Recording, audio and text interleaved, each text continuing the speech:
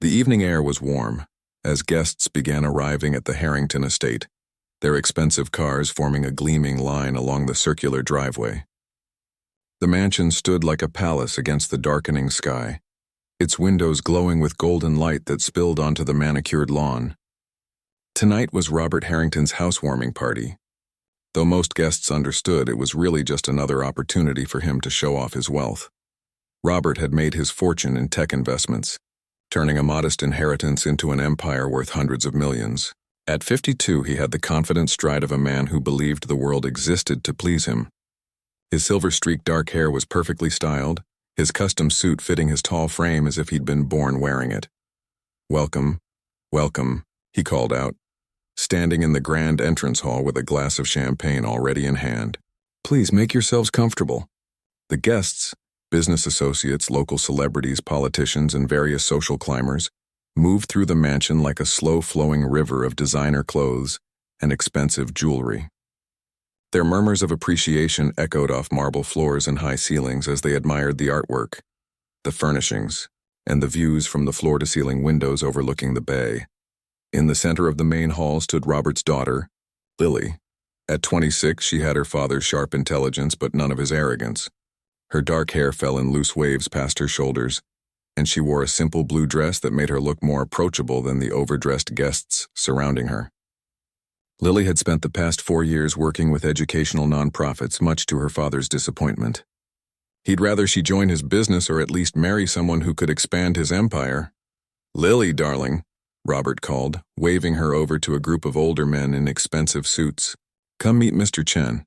He's thinking of investing in that new downtown development." She excused herself from a conversation with one of the few people she actually knew at the party and made her way to her father's side, offering a polite smile to the businessman.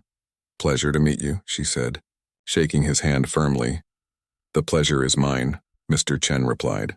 "Your father speaks highly of you." "Does he?" Lily raised an eyebrow at Robert, who laughed a bit too loudly. "I was just telling him how you graduated top of your class at Stanford, though why you waste that brilliant mind on those charity cases is beyond me." He clapped her shoulder with affectionate condescension. Lily felt her smile tighten, but kept it in place. "Every mind deserves a chance to develop." "Dad, that's hardly a waste." Before Robert could respond, a waiter appeared with fresh drinks, and the conversation shifted to safer topics: property values, stock predictions, and the ever-reliable subject of how taxes were too high for people like them. As the evening progressed, guests flowed from room to room of the massive house. Robert had purchased the historic mansion just 3 months ago and had spent a fortune renovating it to his taste, which meant making everything bigger, shinier, and more impressive than it needed to be. "And now," Robert announced after dinner had been served and cleared, "I'd like to show you all the crown jewel of my collection." He led the crowd into what had once been a modest music room but was now an expansive space with acoustically engineered walls and lighting designed to highlight the room's centerpiece, a magnificent grand piano. The instrument gleamed under the soft lights, its polished ebony surface reflecting the crystal chandelier above. It wasn't just any piano. It was a rare Bosendorfer Imperial Grand that had allegedly once belonged to a famous composer from the early 20th century. "This beauty," Robert said, running his hand along the curve of the piano, "cost more than some of your houses." He laughed as if he'd made a joke, though everyone knew he was probably right. "It's over 100 years old and was recently restored by the finest craftsmen in Vienna." The guests murmured appreciatively, forming a loose circle around the instrument. A woman in her 60s with elegantly coiffed white hair stepped forward, examining the piano with a knowing eye. "May I?" she asked, gesturing toward the keyboard. "Of course, Mrs. Blackwell," Robert said, stepping back with a gracious wave. "I'd be honored to have someone of your musical background try it out." Mrs. Blackwell sat down carefully, adjusted the bench, and played a simple but lovely melody. The notes rang clear and true through the room, causing several guests to close their eyes in appreciation. "Beautiful tone," she said when she finished. "Whoever restored it did exceptional work." "Only the best for my home," Robert replied, practically glowing with pride. "Anyone else care to try?" A few guests took turns playing simple pieces: Chopsticks, Heart and Soul, a halting rendition of Fur Elise. None could do justice to the magnificent instrument, and Robert seemed increasingly pleased with each mediocre performance. "You see," he said, swirling the amber liquid in his crystal tumbler. "That's the problem with fine things. Most people simply don't know what to do with them. They're better off in the hands of those who can truly appreciate their value." Lily, who had been quietly watching from the edge of the crowd, felt a familiar irritation bubbling up inside her. Her father had always been this way, believing that money entitled him not just to own beautiful things but somehow made him inherently better than those with less. "Do you play, Mr. Harrington?" asked a young woman Lily didn't recognize. "Me?" Robert laughed. No. I'm a collector, not a performer. But I know quality when I see it or hear it." He tapped his ear. "And I can tell you none of you have come close to what this piano can really do." "Dad," Lily said, her voice carrying across the room more sharply than she'd intended. Conversations hushed as heads turned toward her. "Yes, sweetheart?" Robert's tone was indulgent, the way one might speak to a child. "Do you have to be so dismissive?" She stepped forward, her cheeks flushed. Not everyone has had the privilege of private music lessons their whole life. Robert's smile didn't falter, but his eyes hardened slightly. "I'm simply stating facts, Lily. This piano was made for master musicians. There's no shame in acknowledging that most people don't qualify." A tense silence fell over the room. Guests glanced at each other uncomfortably, no one wanting to get caught in the crossfire between father and daughter. "Maybe there's someone here who could play it properly," Lily suggested, looking around the room. "Someone who hasn't had a chance yet." "I doubt it," Robert said with a laugh that was just a touch too loud. "Look around you. We have doctors, lawyers, tech geniuses, real estate tycoons, brilliant minds, all of them, but not a single concert pianist among them. That's my point. Exceptional things belong with exceptional people, even if those people can't play a note." Something in Lily snapped. Perhaps it was years of watching her father look down on others. Or maybe it was the wine she'd been drinking all evening. Whatever the reason, she stepped into the center of the room and faced her father with uncharacteristic defiance. "You know what, Dad? I'm so tired of this attitude. You act like money makes you better than everyone else. It doesn't." She gestured toward the piano. "That instrument was made to be played, not just owned. It doesn't care how much money you have." Robert's smile became tight. "Lily, dear, you're making a scene." "No, I'm making a point." She turned to face the crowd of guests who were now watching with undisguised interest. "My father thinks none of you are good enough for his precious piano. But I bet someone here could prove him wrong." "Lily," Robert warned, but she wasn't finished. "In fact," she continued, raising her voice slightly, "I'm so confident there's hidden talent in this room that I'll make a promise right now." She took a deep breath, knowing she was about to do something outrageous but too frustrated to stop herself. "If anyone here can play that piano, truly play it beautifully and skillfully, I'll marry them on the spot." Gasps and nervous laughter rippled through the crowd. Robert stared at his daughter in shock before recovering with a loud, booming laugh. "Well," he exclaimed, clapping his hands together, "my daughter has quite the dramatic flair. Must get it from her mother." He winked at the crowd, who laughed obligingly. "But you know what? I'll second that offer." He raised his glass. "If anyone here can play this piano at the level it deserves, concert quality, mind you, you have my blessing to marry my brilliant, if impulsive, daughter." He was calling her bluff, Lily realized. He was so certain no one at this party had the talent that he was willing to turn her outburst into entertainment for his guests. "I mean it," she said firmly, looking around the room. "This isn't a joke." For a moment, no one moved. Then a young man in a slightly ill-fitting suit stepped forward. He was one of the junior associates from Robert's company, Lily thought, though she couldn't recall his name. "I, had lessons as a kid," he said hesitantly. "I could try." Robert gestured grandly toward the piano. "Be my guest, young man. Your potential bride awaits." The associate sat down, flexed his fingers nervously, and began to play. It wasn't terrible, he clearly had some training. But after a minute of halting Mozart, he stopped, his face red with embarrassment. "Well, no wedding bells yet," Robert announced, patting the young man's shoulder as he hurriedly returned to the crowd. "Anyone else brave enough to try for my daughter's hand?" A few more guests made attempts, each ending in various degrees of failure. With each unsuccessful performance, Robert's smile grew wider, and Lily's heart sank lower. She hadn't actually wanted to marry a stranger. She'd just wanted to prove her father wrong, to show him that talent could exist anywhere, not just among the wealthy elite he surrounded himself with. What she hadn't counted on was that her father might be right this time. Outside, through the large windows of the music room, a man paused in his work. Tom Walsh had been hired as the estate's caretaker just 2 weeks ago. At 34, he had the weathered hands of someone who'd worked hard his whole life, and the watchful eyes of someone who'd seen more than his share of life's darker moments. He stood in the shadows of the garden, pruning shears in hand, watching the spectacle inside. Even through the glass, he could hear the disjointed notes and the laughter that followed each attempt. He saw the young woman's face grow more resigned with each failure, saw the older man's satisfaction grow. Tom looked down at his calloused hands, then back at the gleaming piano that seemed to be waiting, patient and dignified. Amid all the commotion, he turned away and continued his work in the darkness, the weight of an old secret heavy on his shoulders. The morning after the party, Tom arrived at the estate earlier than usual. The sun was just beginning to peek over the horizon, painting the sky in shades of pink and gold. He preferred these quiet hours, before the hustle of the household staff began, and long before Mr. Harrington emerged from his wing of the mansion. Tom's small apartment above the garage was modest but comfortable. He'd moved in with little more than a duffel bag of clothes and a few worn books. The previous caretaker had left suddenly, and Robert Harrington had hired Tom after a surprisingly brief interview, impressed by his knowledge of plants and his quiet, respectful demeanor. What Robert hadn't asked about, and what Tom hadn't volunteered, was anything about his past.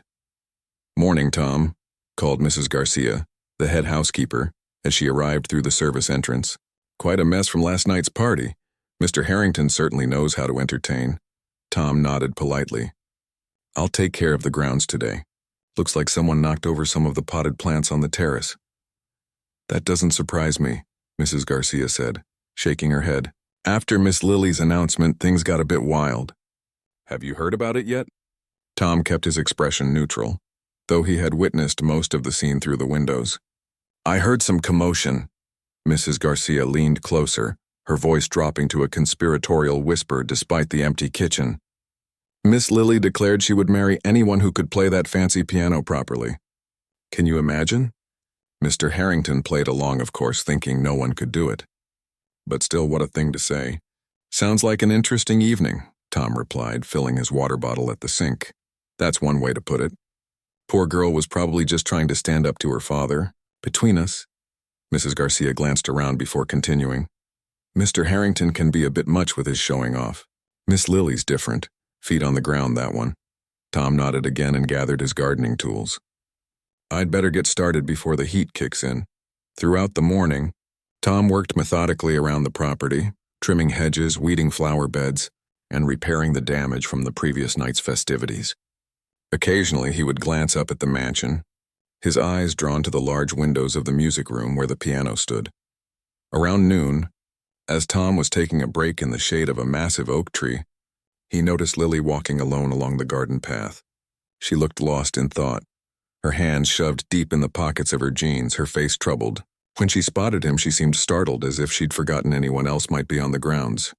"Oh, hello," she said, stopping a few feet away. "You're the new caretaker, right?" Tom stood quickly, brushing soil from his hands. "Yes, ma'am. Tom Walsh. I started a couple weeks ago. Please call me Lily." She smiled, though it didn't quite reach her eyes. "I hate all that ma'am and miss business. Makes me feel like I'm about 100 years old." "All right, Lily," he said, the familiarity feeling strange on his tongue. He wasn't used to such casual interaction with employers. "How are you finding the job?" she asked, seemingly in no hurry to continue her walk. "It's good work," he replied honestly. "Beautiful property." Lily looked around at the manicured gardens and nodded. "My father likes everything perfect. Even nature isn't allowed to be messy here." There was a hint of bitterness in her voice that made Tom curious, but he knew better than to pry. Instead, he gestured to a rosebush nearby. "These are coming along nicely. Another week and they'll be blooming." Lily walked over to examine the plant, and Tom couldn't help noticing how different she looked from the night before. In jeans and a simple t-shirt with her hair pulled back in a ponytail, she seemed younger, less guarded. I heard about what happened at the party, Tom said suddenly, surprising himself. About the piano. Lily groaned and covered her face with her hands. Oh God, I suppose everyone knows by now. She peeked through her fingers at him. Were you there? I don't remember seeing you. I was working outside, he admitted. Saw a bit through the windows. She sighed heavily and dropped her hands. Not my finest moment. I just got so angry with Dad and his attitude, Tom offered when she struggled for the right word. Exactly, Lily exclaimed. It's like he thinks money makes him superior to everyone. That piano is meant to be played, not just shown off like some trophy. Tom nodded, understanding more than she knew. It's a beautiful instrument. Do you play? Lily asked, looking at him with sudden interest. Tom hesitated. Used to, long time ago. Really? You should try it sometime when Dad's not around. He'd probably have a heart attack if he found the help using his precious piano. She rolled her eyes, then immediately looked embarrassed. Sorry, that came out wrong. I didn't mean, it's okay, Tom assured her. I understand the distinction. A silence fell between them, not entirely uncomfortable. Tom returned to his pruning, assuming the conversation was over, but Lily lingered. Can I ask you something? She said finally. Why did you become a gardener? You seem, I don't know, like you could be doing other things. Tom's hand stilled on the rose bush. It was a question he'd heard before in various forms, and he had a practiced answer ready. I like working outdoors. Plants don't expect much, just consistent care. There's something honest about it. Lily studied him for a moment as if trying to decide whether to accept his answer. Fair enough, though I still think you should try the piano sometime. With a small wave, she continued down the path, leaving Tom alone with his thoughts. Over the next few days, Tom found himself increasingly aware of the piano's presence in the house. When he passed by the windows of the music room, he would sometimes pause, looking at the instrument that sat silent and waiting. Once he even pressed his hand against the glass, as if he could feel the music trapped inside. On Friday afternoon, Tom learned from Mrs. Garcia that both Robert and Lily would be gone for the weekend. Robert to a business conference in Chicago, Lily to visit a friend in Boston. The house would be empty except for the security system, which Tom had the codes for in case of emergency. That night, after everyone had left and darkness had settled over the estate, Tom sat in his apartment staring at his calloused hands. Outside, a gentle rain began to fall, tapping against his windows with a rhythm that seemed to speak to him. Before he could talk himself out of it, he grabbed his jacket and headed toward the main house. The mansion was eerily quiet as Tom moved through the hallways, the security lights casting long shadows on the walls. He knew he shouldn't be there, knew that what he was about to do could cost him his job, but something stronger than reason was pulling him forward. When he reached the music room, he stood in the doorway for a long moment, his heart pounding in his chest. The piano gleamed in the dim light, exactly as beautiful as it had appeared from outside, perhaps even more so up close. Tom approached it slowly, running his fingers lightly over the polished surface. He sat down on the bench, adjusting it slightly, and lifted the cover from the keys. The ivory and ebony looked back at him like old friends he hadn't seen in years. For a moment he just sat there, not playing, simply remembering. Then slowly he placed his hands on the keys. The first chord was tentative, questioning. The sound filled the empty room, rich and resonant. Tom closed his eyes, letting the feel of the piano reawaken muscles that had long been dormant but never truly forgotten. He began to play softly, a simple melody from his childhood, one of the first pieces he had ever mastered. His fingers moved stiffly at first, like rusty machinery being brought back to life, but gradually, as the music flowed through him, the stiffness melted away. The melody became more confident, more alive. Tom lost track of time as he played, moving from one piece to another, some half-remembered, others coming back to him as if he'd played them yesterday instead of a lifetime ago. He didn't hear the front door open, didn't notice the approaching footsteps until they stopped abruptly at the entrance to the music room. Oh my God, Lily's voice cut through the music, causing Tom to jerk his hands from the keys as if they'd burned him. He stood quickly, nearly knocking over the bench. I'm sorry, he said immediately, heart racing. I shouldn't be in here. I know that. Lily stood frozen in the doorway, her expression a mixture of shock and something else Tom couldn't quite read. You were playing Chopin. Tom swallowed hard. I was just... That was Nocturne in E-flat major, she continued, stepping into the room. You weren't just playing it. You were playing it beautifully. The compliment caught Tom off guard. He looked down at the piano, unable to meet her eyes. I should go. I apologize for overstepping. Wait, Lily said quickly as he moved to leave. Please don't go. I'm not upset. She set down her bag. Apparently she'd returned early from her weekend trip and walked closer. Will you play something else, please? Tom hesitated, caught between the desire to flee and the pull of the piano. I'm really out of practice. Could have fooled me, Lily said, a genuine smile spreading across her face.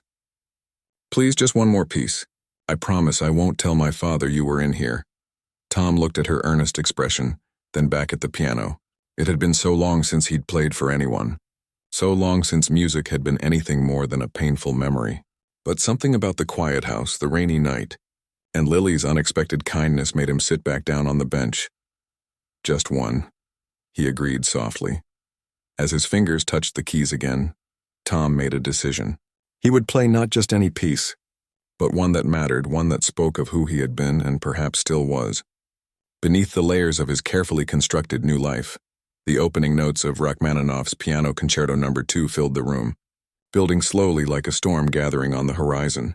Tom's hands moved across the keyboard with increasing confidence, the years of absence falling away as the music took hold of him completely. Lily sat down in a nearby chair, her eyes wide with wonder as she watched the transformation happening before her.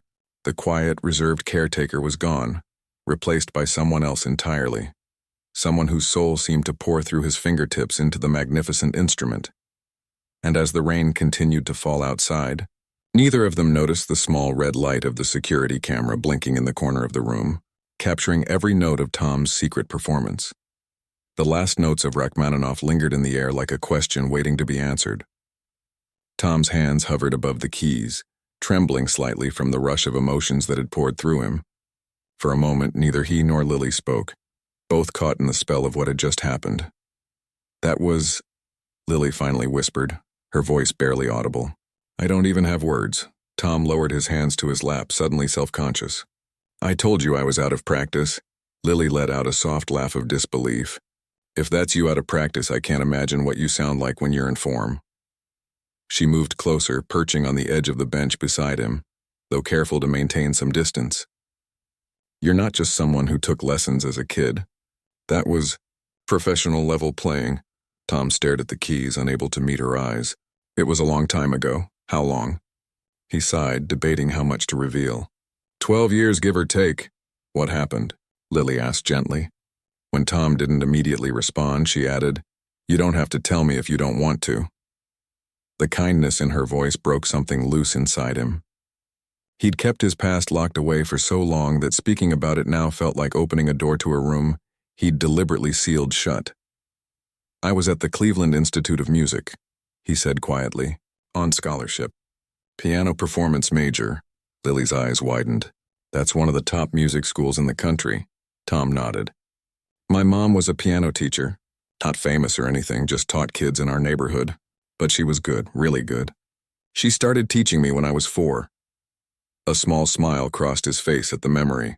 She used to put me on her lap and guide my fingers over the keys, telling me stories about what each piece of music meant. She sounds wonderful, Lily said. She was. Tom's smile faded. During my second year at the institute, she got sick. Cancer, it moved fast. My dad had been gone since I was a baby, so it was just me and my mom. I dropped out to take care of her. I'm so sorry, Lily whispered. Tom nodded, acknowledging her sympathy. Medical bills piled up. I took whatever jobs I could find, moving furniture, washing dishes, fixing cars. Anything to keep the lights on and pay for her treatments.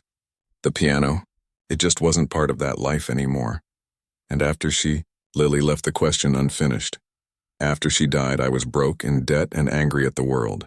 The idea of going back to music felt impossible. What was the point? The one person who'd believed in me was gone.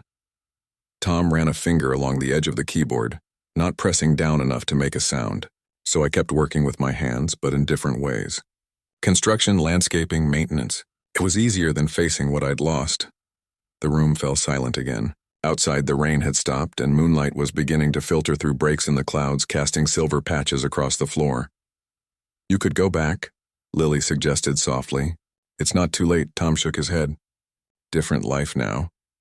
"But clearly not a different person," Lily argued. "The way you just played, that's still in you. It never left." Before Tom could respond, a sharp electronic chime cut through the quiet. Lily's phone. She pulled it from her pocket and grimaced at the screen. "It's my father," she said. "He wants to know if I made it back okay." She typed a quick reply and returned the phone to her pocket.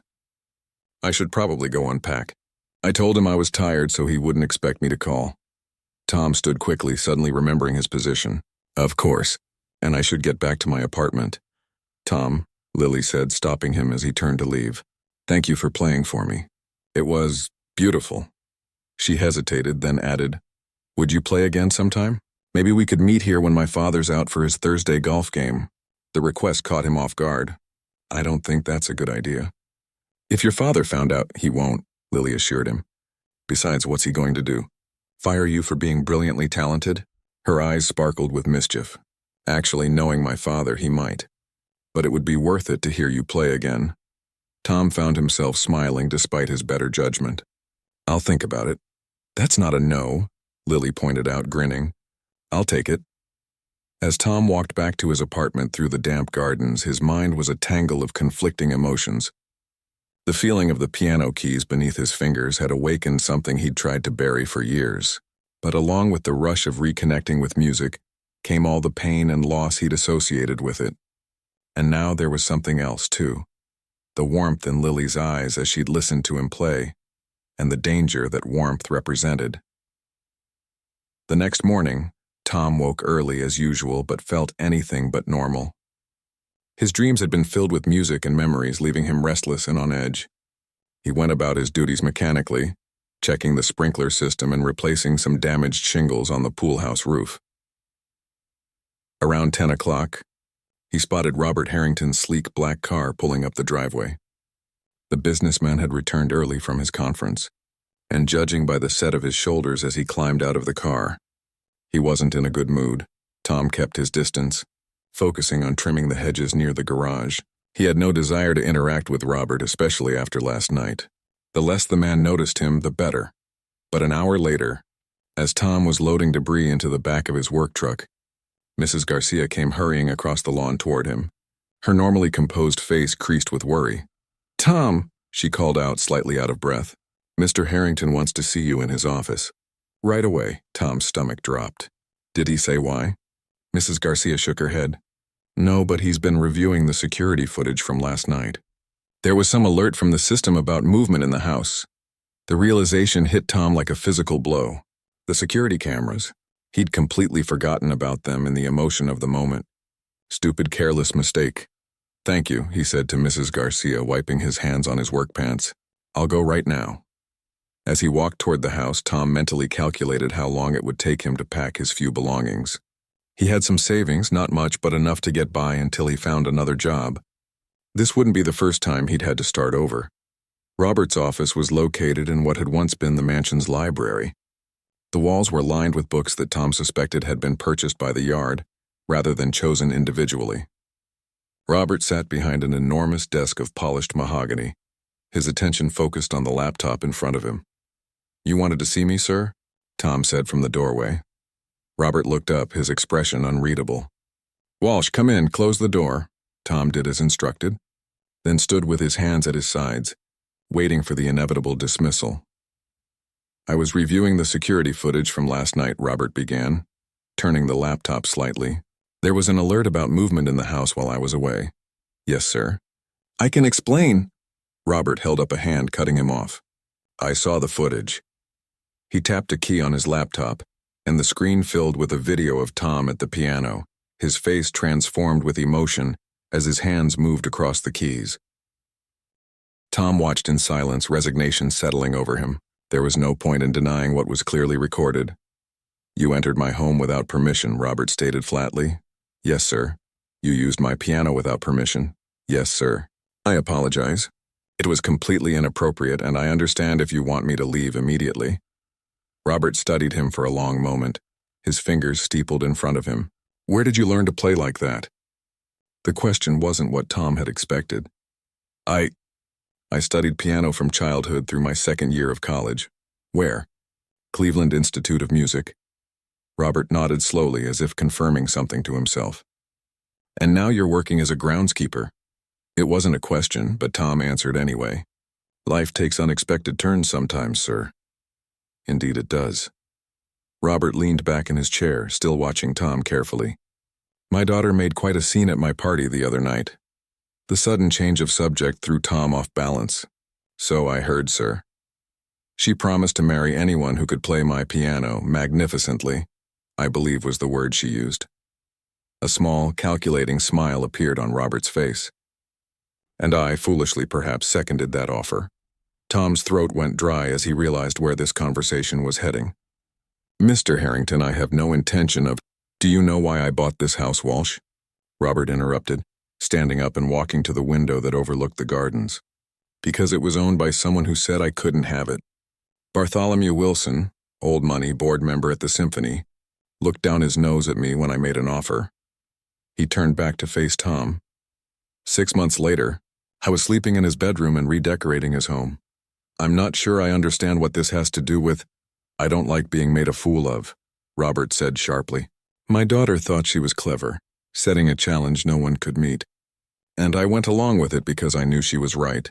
None of my guests had the talent. But now—" He gestured toward the laptop screen where the video was paused on an image of Tom playing.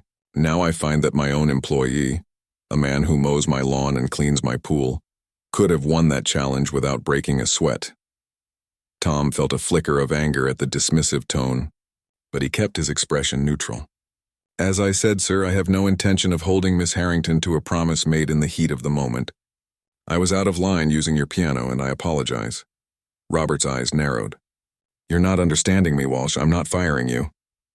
"You're not?" Tom couldn't hide his surprise. "No. In fact, I have a proposition for you." Robert returned to his desk and sat down, gesturing for Tom to take the chair opposite. "My annual charity gala is coming up in 3 weeks. The most influential people in the city will be there. Politicians, business leaders, old money families like the Wilsons who still think I'm not good enough for their social circle." Tom cautiously sat in the offered chair, unsure where this was going. "I want you to play at the gala," Robert continued. "My daughter made a declaration that no one could play my piano properly. I want to prove her wrong in the most public way possible." "I don't think that would embarrass her as much as you think, sir," Tom said carefully. "She actually seemed to appreciate the music." Robert waved his hand dismissively. "This isn't about embarrassing Lily. It's about showing everyone that Robert Harrington doesn't make empty boasts. When I said that piano was meant for a master musician, I meant it. And now it appears I have one working on my estate." Tom shifted uncomfortably in his chair.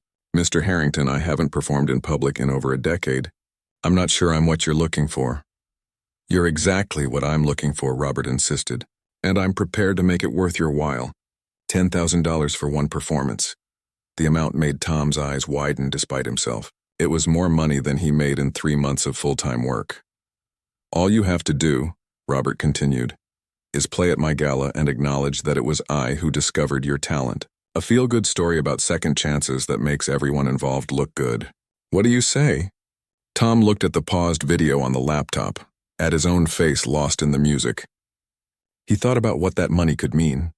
A chance to pay off some of his lingering debts, maybe even start fresh somewhere new. But he also thought about Lily, about the genuine appreciation in her eyes as she'd listened to him play. "Can I think about it?" he asked finally. Robert smiled thinly. "Of course. You have until tomorrow morning. But remember, Walsh, this offer only stands if our arrangement remains between us. My daughter doesn't need to know about our conversation." As Tom left the office, he couldn't shake the feeling that he'd just made a deal with the devil, but whether he'd sold his soul or been offered redemption, he wasn't yet sure. Tom spent the rest of the day in a fog, mechanically going through his tasks while his mind churned over Robert's proposition.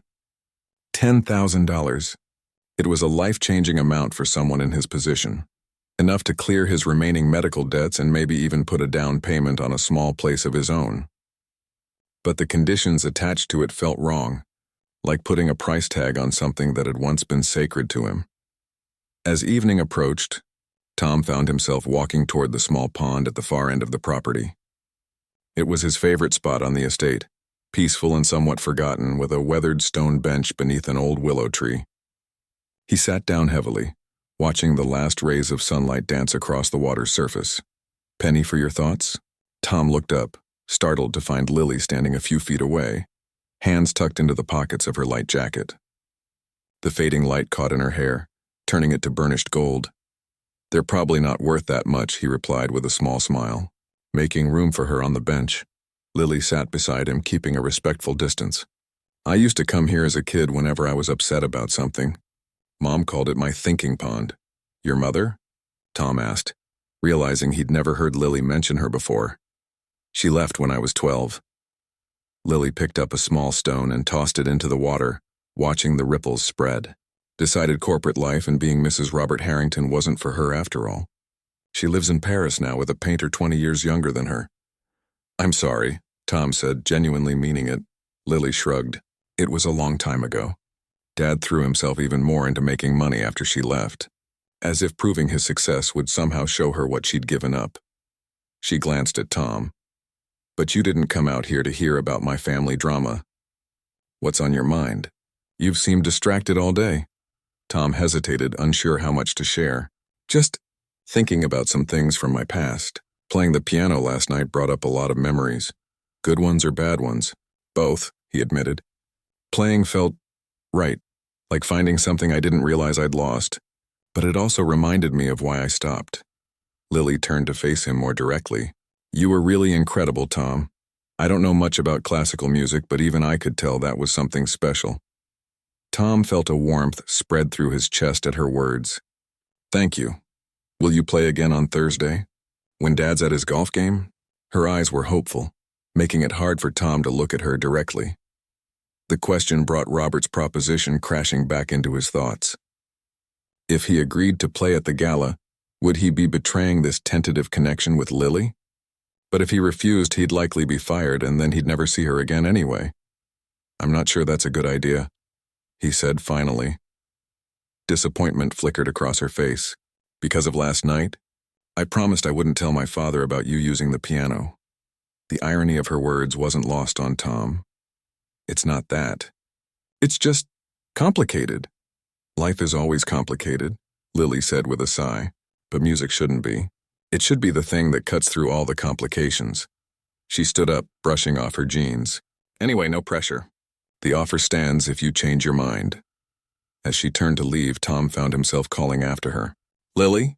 She paused, looking back at him. "Why did you come back early last night? From your friend's place in Boston?" A small smile touched her lips. "The friend I was visiting is a pianist with the Boston Symphony. After that night at the party, I wanted to ask her about music, about what makes someone truly great at it." She tucked a strand of hair behind her ear. "Funny, isn't it? I went all the way to Boston looking for answers, and then came home to find them right here." With that, she walked away, leaving Tom staring after her with an even more troubled heart than before. Morning came with no more clarity than the night before. Tom rose early, showered, and dressed with unusual care. Whatever decision he made about Robert's offer, he wanted to face it with dignity. He found Robert in the conservatory, drinking coffee and reading financial news on his tablet. The businessman looked up as Tom approached, a knowing smile spreading across his face. "Walsh, right on time. Have you made your decision?" Tom took a deep breath. "Yes, sir. I'll play at your gala." "Excellent." Robert set down his tablet and stood, extending his hand. "You won't regret this." Tom shook his hand briefly. "But I have conditions of my own." Robert's eyebrows rose slightly. "Oh? I choose what I play. No interference." "Fair enough, as long as it's appropriately impressive." "And," Tom continued, finding courage he didn't know he had, "I want half the money now as an advance. The rest after the performance." Robert studied him for a moment, then chuckled. "You're not as simple as you appear, are you, Walsh? Fine. I'll have my assistant prepare the paperwork and a check today." He picked up his coffee cup. "We'll need to get you proper clothes for the event, of course. Can't have you showing up in gardening attire." I can manage my own clothes, Tom said stiffly. No, no. This is part of the presentation. My tailor will see you this afternoon. Robert checked his watch. 2:00. Don't be late, Tom nodded, swallowing his pride. Yes, sir. Oh, and Walsh? Robert added as Tom turned to leave. Remember our agreement. Not a word to Lily about our arrangement. As far as she knows, I discovered your talent through the security footage, and was so impressed I asked you to perform. Nothing more. Understood, Tom replied, the word tasting bitter in his mouth. The following days passed in a blur of preparations. Robert's publicity machine went into full swing, with carefully worded press releases about the gardener with the soul of a concert pianist who would be performing at the Harrington Foundation Gala. A photographer came to take promotional photos of Tom by the piano, looking far more polished than he felt in the new clothes Robert had ordered for him. Through it all, Tom tried to avoid Lily, throwing himself into his groundskeeping duties during the day and practicing on a small electronic keyboard in his apartment at night. He had selected Beethoven's Emperor Concerto for the gala, challenging enough to impress the audience but familiar enough that he could prepare it properly in the limited time. Thursday came, and with it Robert's regular golf game. Tom deliberately worked on the farthest corner of the property all morning, ignoring the music room windows as he passed. But as the afternoon wore on, he found himself drawn back to the house, his feet carrying him toward the room where the piano waited. He hesitated outside the door, torn between his promise to Robert and his desire to see Lily again. Before he could decide, the sound of piano keys, awkwardly played, halting, drifted through the partly open door. Peering inside, he saw Lily seated at the piano, clumsily picking out a simple melody with one finger. She looked up at the sound of his footsteps and broke into a wide smile. You came, she said, moving over on the bench to make room for him. I wasn't sure you would. I shouldn't be here, Tom admitted, even as he found himself sitting beside her. Because my father might find out? Lily rolled her eyes. He's at the country club schmoozing with his golf buddies. He won't be back for hours. Tom's fingers hovered over the keys, not quite touching them. It's not just that. Things have gotten complicated. Lily tilted her head questioningly. What do you mean? The weight of the secret pressed on Tom's chest. It would be so easy to tell her everything. About Robert's proposition, about the gala, about the money. But doing so would mean losing the job and the chance to play publicly again. And for what? A rich girl's momentary interest in him? Nothing, he said finally. Just life stuff. Lily seemed to sense there was more to it but didn't press him. Instead, she nodded toward the piano. Will you play something, please? I've been thinking about your music ever since that night. Unable to resist her request or the pull of the instrument, Tom began to play. He started with something light, a Schubert impromptu, but soon found himself pouring more emotion into the piece than he'd intended. It was as if the music provided a release for all the tension and conflict he'd been carrying. When he finished, Lily was watching him with an expression that made his heart skip. You really love it, don't you? She asked softly. Playing, I mean. It's part of who I am, Tom admitted. Or who I was. I tried to leave it behind, but it wouldn't let you go, Lily finished for him. Because real passion doesn't just disappear. It waits. Their eyes met, and for a moment Tom forgot about Robert, the gala, and everything else. There was just Lily, the piano, and the understanding that passed between them without words. The spell was broken by the sharp ring of Lily's phone. She glanced at the screen and frowned. It's Dad, that's weird. He never calls during golf. She answered the call, listening for a moment before her expression changed to surprise. Yes, he's here with me. Right now? Okay, we'll be right there. She hung up and looked at Tom with confusion. That was Dad. He wants us both in his office immediately. He said something about the gala and that he has exciting news. Tom's stomach dropped. Had Robert somehow found out about their meeting? Was he about to be fired after all? Did he sound angry? He asked. No, that's the strange part. He sounded pleased, almost smug. Lily stood up, straightening her shirt. I guess we should go find out what this is about. As they walked together toward Robert's office, Tom felt like a man heading to his own execution. Whatever exciting news Robert had, he was certain of one thing. It wouldn't be good for him. Robert was waiting for them, standing behind his desk with a self-satisfied smile. A man in an expensive suit that Tom didn't recognize sat in one of the visitor chairs, a leather portfolio open on his lap. "Ah, there you are," Robert said cheerfully. "Lily, Tom. I'd like you to meet Gregory Palmer from Palmer Cultural Management." The man stood and extended his hand to Tom. "It's a pleasure to meet you, Mr. Walsh. I've heard remarkable things about your playing." Tom shook his hand automatically, glancing questioningly at Robert. "Mr. Palmer represents some of the finest classical musicians in the country," Robert explained. "And after seeing the video of your playing, he's expressed interest in attending our gala to hear you perform in person." Lily looked between them, clearly confused. "Video? What video?" Robert's smile widened. "Security footage, dear. From the night our gardener here decided to try out my piano. Quite a surprise, I must say, discovering we had a classical virtuoso trimming our hedges." "So you knew?" Lily asked, her cheeks flushing. "About Tom playing that night?" "Of course I knew. Nothing happens in my house without my knowledge." Robert gestured to the chairs. "Please sit. We have exciting things to discuss about Tom's future." As Tom sank into a chair, feeling trapped, he realized with growing dread what was happening.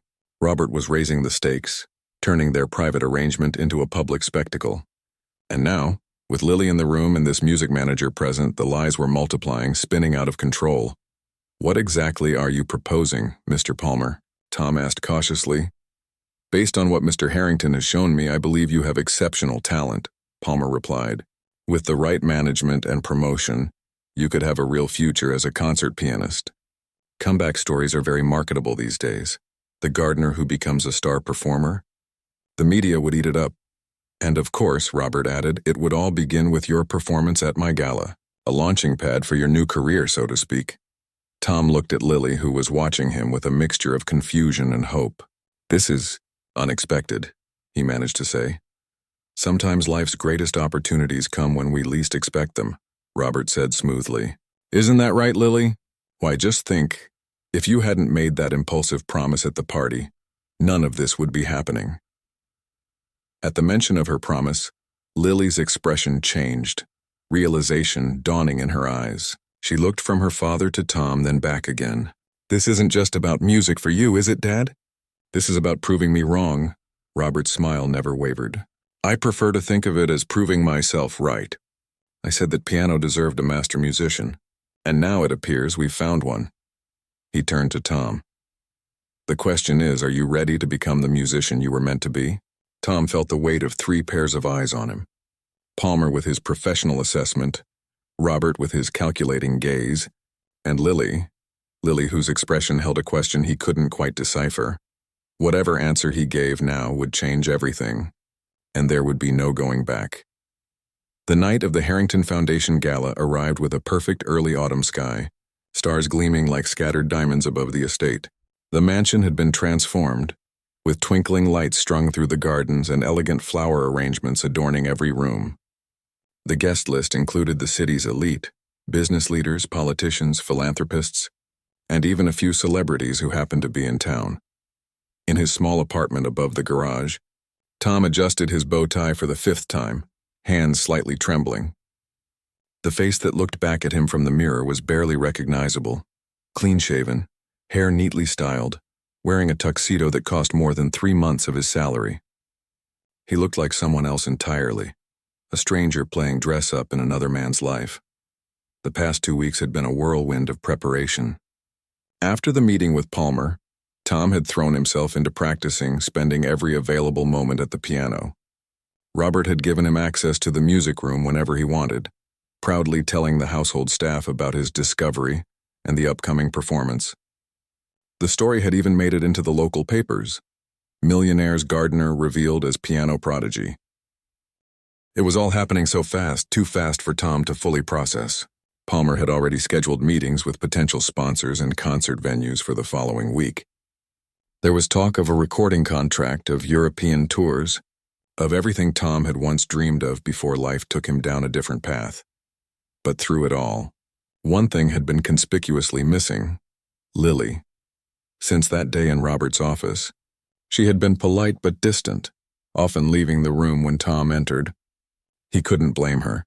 In her eyes, he must seem like just another person using her to get ahead, playing along with her father's games for his own benefit.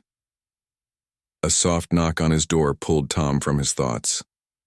He opened it to find Mrs. Garcia standing there, looking elegant in a simple black dress, clearly also attending the gala as a guest rather than staff.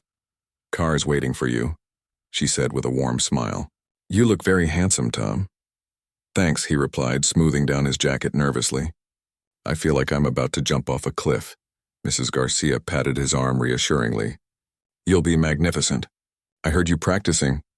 It was like listening to angels." Tom managed a small smile as he followed her down the stairs to where a sleek black car waited to take them the short distance to the main house. Even this detail felt excessive to Tom. He could have easily walked, but Robert had insisted on the full VIP treatment. The normally quiet driveway was now lined with luxury vehicles, valets rushing to park them as elegantly dressed guests made their way into the mansion. Tom slipped in through a side entrance as instructed, avoiding the main reception area. Robert wanted his appearance to be a surprise, saved for the moment of his performance. Backstage in what had been temporarily transformed into a waiting area adjacent to the music room, Tom peeked through a crack in the door. The room had been rearranged to create a small concert hall, with rows of chairs facing the piano. Nearly every seat was filled, and servers circulated with champagne and hors d'oeuvres. Nervous, Tom turned to find Robert standing behind him, resplendent in a perfectly tailored tuxedo, a glass of whiskey in his hand. "A little," Tom admitted. "Don't be. You're going to be a sensation." Robert took a sip of his drink. "Palmer has already lined up 3 offers based solely on that security footage. Can you imagine what'll happen after tonight?" Tom nodded, though his stomach was in knots. "Where's Lily?" A flash of annoyance crossed Robert's face. "Mingling with the guests where she should be. Why?" "Just wondering," Tom said, turning back to peer through the door again. He spotted her across the room, wearing a deep blue gown that made her look like she'd stepped out of a different era. She was smiling and chatting with an elderly couple, but even from a distance, Tom could see the smile didn't reach her eyes. "5 minutes, Robert said, checking his watch. "I'll make the introduction, then you'll come out. Remember, this is as much about the story as the music. The humble gardener with extraordinary talent discovered by the discerning ear of Robert Harrington." Tom bit back the retort that rose to his lips. None of that mattered now. Only the music mattered. After Robert left, Tom closed his eyes and took several deep breaths, centering himself the way his mother had taught him all those years ago. He let the noise of the crowd fade away, focusing only on the music that lived inside him waiting to be released. The sound of Robert's voice cut through his concentration. "Ladies and gentlemen, welcome to the annual Harrington Foundation Gala." Tom listened as Robert launched into a carefully crafted speech about supporting the arts and recognizing talent in unexpected places. It was a good story, Tom had to admit, the kind people love to hear, about hidden gifts and second chances. And so, it is my great pleasure to introduce a remarkable musical talent, discovered right here on my own estate. Please welcome Thomas Walsh. The polite applause that greeted Tom as he walked to the piano felt distant, as if it were happening to someone else. He nodded to the audience, catching sight of Lily standing at the back of the room, her expression unreadable. Then he sat down at the bench, adjusted it slightly, and placed his hands on the keys. For a moment he froze. The weight of the moment, of all the expectations and lies and hopes that had led to this point, threatened to overwhelm him. Then, almost of their own accord, his fingers began to move. The opening notes of Beethoven's Emperor Concerto filled the room, tentative at first, then growing in confidence. Tom had chosen this piece not just for its technical brilliance, but for what it represented: strength emerging from struggle, beauty from chaos. As he played, everything else fell away. Robert's scheming, Palmer's promises, even his own doubts. There was only the music, flowing through him like a river breaking through a dam. He didn't see the audience's reaction, didn't notice the expressions of surprise and delight that spread across their faces. He didn't see Robert's satisfied smile or Palmer's calculating gaze as he mentally tallied the potential value of his new discovery. He didn't even see Lily move closer, step by step, until she stood just at the edge of his peripheral vision. When the final chords resonated through the room, there was a moment of complete silence, that magical pause between the end of a performance and the beginning of the audience's response. Then the applause erupted, people rising to their feet in a standing ovation that seemed to shake the very foundations of the house. Tom stood, slightly dazed, and bowed as he'd been taught to do so many years ago. Robert rushed forward, clapping him on the back and beaming at the crowd as if Tom's talent were somehow of his own making. Palmer was already on his phone, no doubt spreading the word about the night's success. But it was Lily that Tom's eyes sought in the crowd. She remained at the edge of the room, clapping with everyone else, but her expression was complex, pride mixed with something that looked almost like sadness. As the applause began to die down, Robert raised his hands to quiet the crowd. Wasn't that extraordinary? I told you all that piano deserved a master musician. He turned to Tom with a broad smile. And I believe my daughter made a rather rash promise at our last gathering. Something about marrying anyone who could play this piano magnificently. A ripple of laughter went through the audience. Lily's face flushed, her eyes widening in horror at her father's words. "Dad," she said, her voice carrying despite its softness. "Don't." But Robert was too caught up in his moment of triumph to heed her warning. "A promise is a promise, isn't that right, Lily? And I think we can all agree that Mr. Walsh has more than fulfilled the conditions." The crowd's laughter grew louder, people exchanging amused glances, clearly enjoying what they thought was a harmless joke. But Tom could see the humiliation on Lily's face, the way her hands clenched at her sides. "Actually," Tom said, speaking loudly enough to cut through the noise, "I'd like to play one more piece, if I may." Robert looked momentarily thrown by the deviation from his script but recovered quickly. "Of course. Our virtuoso would like an encore." The crowd settled back into their seats, expectant. Tom returned to the piano, but instead of sitting, he remained standing, looking out at the audience. "This next piece is very special to me," he began, his voice steadier than he expected. "It was the first thing my mother taught me to play, back when I could barely reach the keys." He let his gaze move across the crowd until it found Lily, still standing near the back. "She told me that music isn't about showing off or proving anything. It's about speaking truth when words fail us." A murmur of appreciation went through the audience. Tom saw Robert shift uncomfortably, clearly wondering where this was going. "Before I play," Tom continued, "I need to share some truth of my own. I wasn't discovered by Mr. Harrington. I was caught using this piano without permission." Gasps and whispers spread through the room. "Mr. Harrington offered me money to play tonight, to be part of a story he wanted to tell. And I agreed because I needed that money and because I missed playing more than I could say." Robert stepped forward, his face darkening. "Walsh? But that's not the whole truth," Tom pressed on, ignoring him. "The whole truth is that I fell in love with the music again because of Lily Harrington. Because she listened without judgment and saw value in something I'd tried to bury." He looked directly at her now. "I won't hold you to a promise made in anger, Lily. You don't owe me or anyone else anything. Some things should never be reduced to a wager or a publicity stunt." With that, he sat down and began to play. Not Beethoven this time, but a simple, heartfelt melody, Debussy's Clair de Lune. It was the piece his mother had loved most, the one she'd asked him to play during her final days. As the gentle notes filled the room, Tom closed his eyes, letting the music say everything he couldn't. When he finished, the silence that followed was different from before. Not the anticipatory hush of an audience about to applaud, but the quiet reverence of people who had witnessed something unexpectedly authentic. Tom stood and bowed one last time, then walked off the stage and straight through the crowd toward the exit. He heard Robert calling after him, heard the confused murmurs of the guests, but he didn't stop. He had said what he needed to say, had played what he needed to play.